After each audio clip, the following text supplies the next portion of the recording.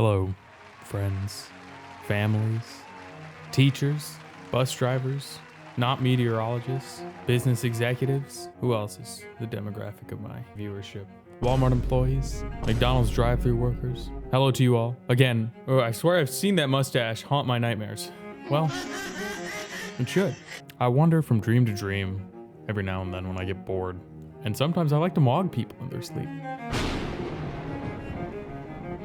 Anyways, I hope that invokes some bad memories in you. Yes. Now, what I'm gonna be doing today, I made a promise to absolutely no one, that I would live react to the Zootopia 2 trailer. Now, I've never seen Zootopia in my life. Not once. Yes, it's true. I've never seen the critically acclaimed Zootopia. Don't kill me. But I'm gonna be live reacting to the Zootopia 2 trailer and giving my thoughts on it. I think that would be an effective use of our time today. Okay, everybody. Everyone have popcorn? Everyone have something to eat? This is a 2-minute and 26-second trailer. Strap in. We're gonna be here for a while. Okay. I'm gonna pause. I'm gonna give my thoughts. I'm gonna break it down. Yeah, let's just jump into it. Things sure have changed. So right off the bat, I'm just gonna go ahead and say this. I'm not a big fan of the narration. I don't really like when the main character decides that the audience is too stupid to understand what's going on. As a child, I was very intelligent. I was a very, very intelligent child. I had lots of great thoughts, very intelligent thoughts. And when I was watching a movie, I was narrating the movie myself. I would never think that I needed someone else to narrate the movie for me. I would like to put myself in their shoes and think, what could they be thinking right now? And I felt as though that narration was redundant. Now, I understand that everyone has different needs and that there may be situations where children need narration to understand what's going on. And I say in those situations, we should allow those people to turn narrations on as needed. Not everyone believes it, but the bad guys win good. And we cannot wait for society to welcome us with open arms. I haven't watched Zootopia 1. I don't know what the context of this is.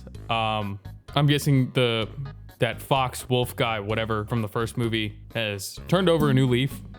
And is this movie Your Furry Awakening? No, that happened 2016. That was a rough year. But I can definitely see what they're trying to set up here, how they're laying the groundwork for an interesting character-driven emotional narrative. Pixar hasn't really been doing it very well. They used to be the king of that, and now we just get sequel after sequel after sequel, and don't get me started on Cars 2. Let's continue. Aren't you a notorious criminal? Yes, no, maybe. Sorry, nerves.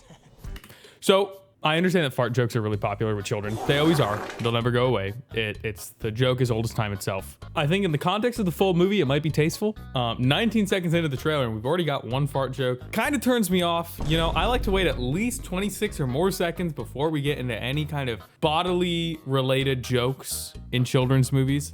So far, I don't know. I'm not really feeling this movie, but I'm gonna give it a fair chance. It hasn't been easy with a reputation like ours. You want to work at a bank? Why? Now that I understand that it's not just narration, but he's directly speaking to the audience through the fourth wall, I don't know. I might like it more, actually. I think I appreciate when, especially children's movies like this, that they play with tropes and conventions and try to distort them. I think it's pretty cool that they're pushing the boundaries of children's movies. I don't know, I might have to rethink my stance on the narration. Not some of my best memories are at banks. You robbed us 3 times. Okay, that's a good joke. It seems so far the characters we've been introduced to are all former criminals. So I think it's a pretty funny joke that as a former criminal, he's applying to a bank. He's robbed the bank before. There's a hilarious irony to that. I'm not sure if everyone's gonna get that, especially children. I as a child definitely would have understood that. I think that's a really good joke. I think that's hilarious. If the writing continues to be like this, they could get a ticket from me. This bank?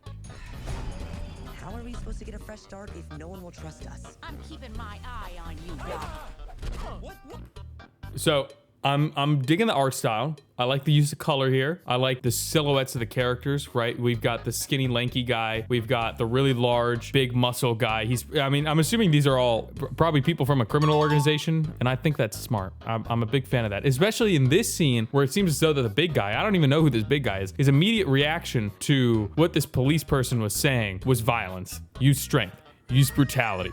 kill on sight. I can immediately understand what kind of character this is. And that's not even mentioning that he's a shark, you know, well known for being big, scary creatures. Whether that's true or not, whether we are just stereotyping them, whether the fact that it's not shark infested waters, it's actually just their home, that is irrelevant. I'm just saying the way the character is designed, the way the character acts already gives me the sense of who he is. I still don't understand the joke. Well, you know, this is pretty highbrow humor, so not everyone's gonna get it, but that's okay. Definitely requires a certain, not just sense of humor, but intelligence level that I, as a child, definitely would have met the bar for this movie. But given the situation with IQ averages going down each generation, not all children will be able to understand the humor of this film, and that's disappointing. Who's that? I panicked, okay?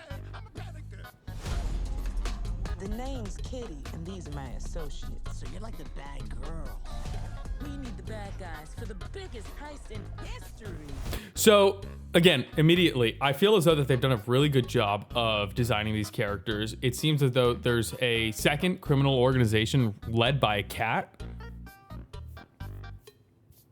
Cat burglar. That makes sense. I think that's very intelligent. It's a very simple thing. They're playing on, you know, things that the audience might already know about anthropomorphic animals and criminals. What did you say the name of the movie was again? Zootopia 2. Highly requested. So I guess I might as well give my insights. I understand that a lot of people do appreciate what I have to say about things. Maybe you don't keep up with the news, but we're good now. I'm not exactly asking. So again, I think it's really cool that what they're doing here is that they're taking a group of a male-oriented criminal group and pitting them against a female-oriented criminal group. I think that's an interesting, you know, boy versus girl dynamics. Seems as though the male-oriented group here, which I'm assuming are the main characters that we're following, are reformed. They've learned their lesson, I'm assuming, from the first movie. Again, I haven't seen Zootopia 1. I don't know what happened. So let's keep watching. Let's see what happens. I can't wait for the men to win. You know, now I'm not taking a point here, but so far the trailer has gotten me to empathize with the male-oriented group. I'm gonna reserve my judgment for who I'm rooting for until I see both sides, right? That's only fair. And I think you should as well. I think you should wait to see which side really has the stronger ideals before rooting for one side or the other. Don't tell me you guys are bad again. No, we're being set up. We need to show the world we're good. So we're gonna sabotage them. So it seems as though that they're really committed to their ideals. They have learned their lesson from the first movie that they want to be good people. They are no longer interested in being criminals or any illegal activity of any kind. I think that's a very powerful message, especially for children, to know that crime doesn't pay. Whatever lesson they learned, they're carrying that into the second film, and I really like that because not all sequels to movies translate the lessons from the first movie into the second movie. You have a lot of changes in leadership just behind the scenes, so there's a lot of, I guess, people loss between the first movie and the second movie and subsequent sequels. So what happens is the people and the emotion put into the first movie is lost because the people working on the sequels. All right, Mr. Master of Disguise, you're up.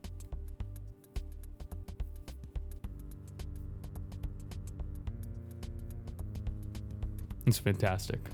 I promise to play you respectfully. Where's my flower? Oh my God. Oh my God. This movie was made for me. Prego, cappuccino. Webbs, do your thing. I'll be your hacker today. Snake, we're gonna need some extra muscle. I'm late for vinyasa. Vinyasa? You think I got this body by sitting around watching TV? So again, I think they're doing a great job really showing us who these characters are, having us empathize with who these characters are, understanding their personalities, what their role is in the team, and how the overall group dynamic is. Very intelligent character design, and they're doing a lot of showing without having to tell. I'm really confident in this team. Then we just have to Tear them apart, limb by limb, until all they can remember is pain. So that's funny. So because he's the small guy, you wouldn't think that he's very harmful. You think, you know, he's a cute little guy. He's not gonna hurt you. The most he could do is, you know, give you a little tap on the ankle, right? But I think it's funny that they have him being incredibly violent, showing very violent urges, very violent tendencies. The joke writes itself. Wow, okay. I was gonna say stop him, but sure, if there's time, we can do the limb thing.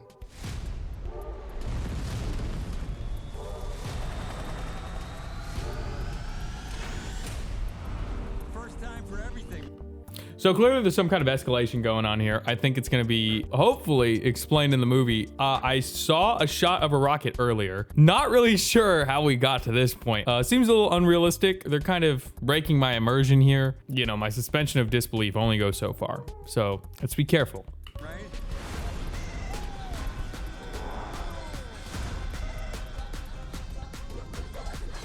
Pull us up, Snake. Vinyasa, baby. So again, they're making a callback to an earlier scene where we saw the snake's abs, and generally, like I was saying, they're doing a really good job of showing us the group dynamics, showing us how these characters all work together. I think it's really cool that it uses Snake as like a grapple. The cinematography, I think, looks great. That shot earlier, let's get back to it. That's beautiful. I think that's awesome. We've escalated the stakes a little too high. I've never been spoiled on Zootopia or what goes on in the first film, but I'm assuming it's a pretty grounded movie, even with the talking animals and all that. I'm assuming it's pretty grounded in reality. This is a pretty big jump here. I understand sequels have large expectations to be bigger, be bolder, to do more than the first film ever did. And Pull us up, Snake. Vinyasa, baby.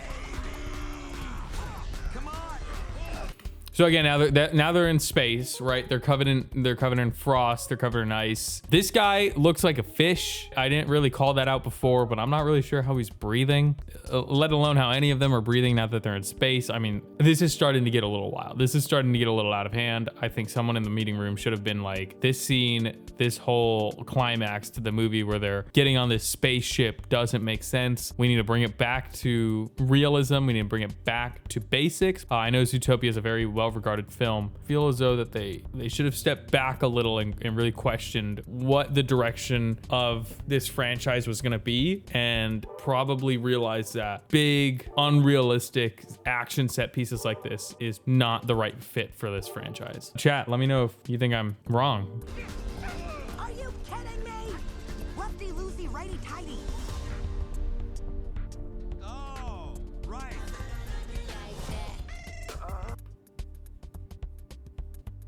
Is this not Zootopia?